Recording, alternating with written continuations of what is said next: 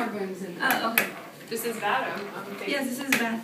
You need to turn your face so they can see you, that you're doing something wrong. Right? And I'm trying to do it too. Yeah, you're trying to be attentive, yeah. So did you, what I'm nervous. Tell me, are you recording already? Okay. Did you get Okay, boys and girls, like I mentioned before, there is a couple of reasons why, reading can be beneficial. And we discussed a couple of them before, but I'm going to repeat a couple of them again. No, I already asked to go to the bathroom. Excuse I'm me, gonna start I'm again, pretty sure please. that I was first. Be respectful, it's one of our rules. Girls always go first. Because we're awesome. One of the things that I would like for you to work on when you form your literature circles is to participate productively with the students within your team. The other one is that you learn to build on ideas of others. I want you to also contribute relevant information. Make sure you stay on key. And to develop a plan for consensus building. That's very important. And one of the best things is that you get to set your own ground rules. And last but not least, make sure you make it interesting and fun and unique. But this is a totally different way of learning, a better way of learning reading. Okay? Thank you. Now, right now, let's all walk quietly to the table so we can practice our rules. Oh, I thought she would never stop talking. These papers. Reading is for smart people. Then you definitely should be able to. This is I want to go help us home. become better readers. Absolutely, yes. You just do your part and you will be awesome.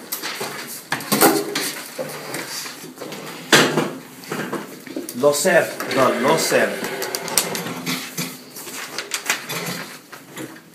So who's doing what? Yeah. Are you reading? I think you're reading. No, I'm not reading. Oh, hey, you're reading. Hey, wake up. I ain't gonna read. I'm the checker, so basically do whatever you want because I don't care. I'm only supposed to look at words. I'm not reading anything. I think I'm supposed to talk, but I don't need to read if I'm not talking. Well, you're really good at reading, talking, you're so you should reading. pretty much talk now. Well, she's a reader. Hey. Okay, well, it's pretty long, so I don't know if I can read it. Hey, this is old. It was written in 1974. I think I was born then. Hello, who's gonna read? We need to get started. There you go. What is Maybe we need more help. Before, Bonneville? there Hold on, are hold on, different hold on. ways in which we can- Wait, hold on. Ready? Go. Like I had mentioned before, there are different ways in which we can become productive readers. I had mentioned some of them before, but today I want to mention literature circles. Literature circles enhance our reading by each one of us participating productively within the team. You get to learn to build on each other's ideas, and you contribute relevant information. You can also develop a plan for consensus building. And you get to set your own rules for decision making. And the bottom line is it's a different, interesting way, unique way of learning, a different approach to reading. Yes, Is ma'am. that the same as like working together in a group? Yes, literature circles is a way, you sit with a group, and each one of the students within that group has a role.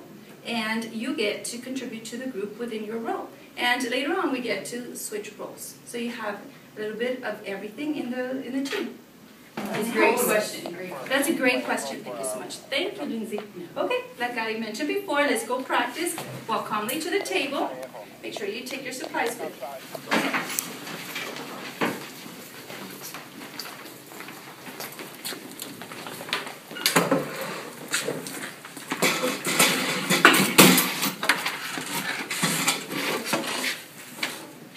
Take their roles so we're all clear and stay on the same page and we can get this done properly, okay? So I am the facilitator. I'm going to make sure that we stay on task. I'm Miss Taylor. I am going to be the reader, so I'm going to do all of the reading for the group. Okay, I'm Mr. Mendoza, and I will be doing the discussion director, I think it's called. I'm Miss Pelham, and I'm focusing on the vocabulary. And I'm Miss Lord, and I'm the checker. You're right. That's your role. Okay, so I guess I'll just go ahead and read the first paragraph, and then we can talk about it after that. It's called The Loser.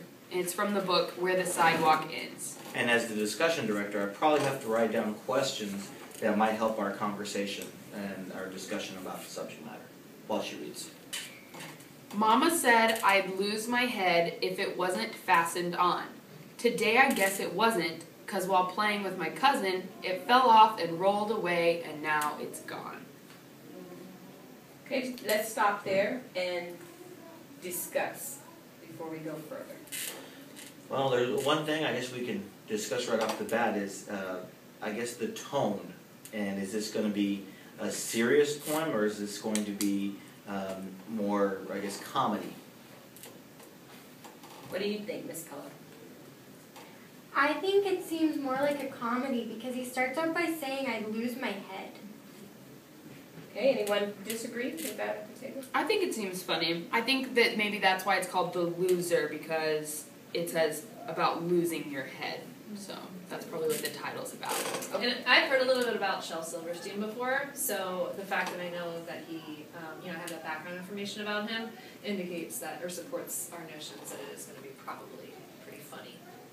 Very good. Go ahead. Let's continue. And I can't look for it 'cause my eyes are in it, and I can't call to it 'cause my mouth is on it. Couldn't hear me anyway 'cause my ears are on it. Can't even think about it 'cause my brain is in it. So I guess I'll sit down on this rock and rest for just a minute. Wow, there's a lot here, guys, but the first thing that I think we need to discuss and maybe even underline is all the different imagery that we get. And imagery is one of those things we need to be looking for. What was imagery again? Imagery is basically a story. It gives us visuals. We can see the pictures in our heads. What would be an example of imagery here? Ms. Pelham, what do you think is the first one that pops up? I can't look for it because my eyes are on it. It's gotten crazy. Can you imagine if you really lost your head and your head was just like rolling away? How could you look for it? Your eyes are on it. That's funny. Yeah, I'm going to underline that. Yeah. Very good. How about my brain is in it? You can picture the brain inside. And it's just rolling away. Who was the person dealing with the vocabulary again? Is that you? That was me. And I was actually going to ask you about this word rock. What kind of rock do you think they're referring to with that word? Rock music. Rocking. Because I wasn't Rock like a- going rock that. like a I rock. wasn't thinking of that. Oh, like a rock. Like What a kind of stone. rock? Rock Big like, pebble? rock like a stone. Oh, Right. okay. Oh, okay. That I'm seems so like the glad kind you you would. That seems like the clarified kind you would sit down on. It's amazing how that one word has all these different definitions. But obviously, the only kind you can sit on is an actual like stone, unless it's like a rocking chair. But we also have to think about the size, because if he's sitting down on the rock, we can infer that it's a pretty large rock. Mm-hmm. My English teacher is using that word. Yeah, I infer keep hearing a lot. infer. What does that infer Yeah, mean? it must be important. Well, there's a dictionary right here. Oh, great idea. I guess I should do that because I'm focusing on vocab. And it's a good practice because when you take the STAR test, you can use your dictionary. You know, Awesome. only dummies don't use their dictionary. Well, so while we're waiting for Ms. Pelham to look up the word infer, what other Well, use here's of a thing that imagery we can do. Okay, imagery. The mouth is on it. And you just see this head rolling around, mouth open. Ugh, I get dirt in your mouth. I mean, that's kind of gross.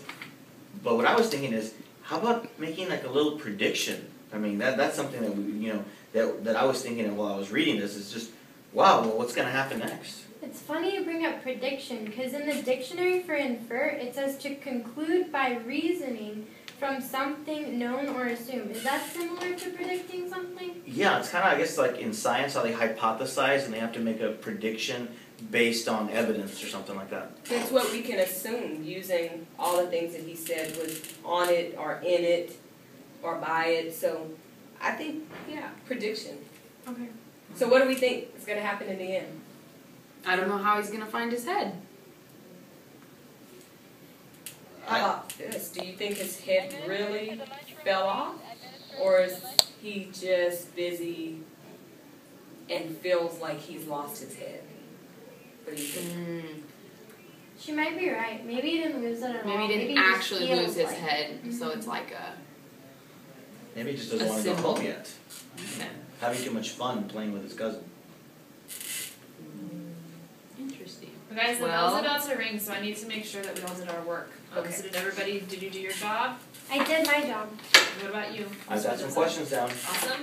I did all You the did a great reading. job reading. Thank you. And we all stayed on task and got our work done. And we don't have homework. Yay! Middle fives. Good job, team. Wow. Right. Impressed. Where's our teacher? The end.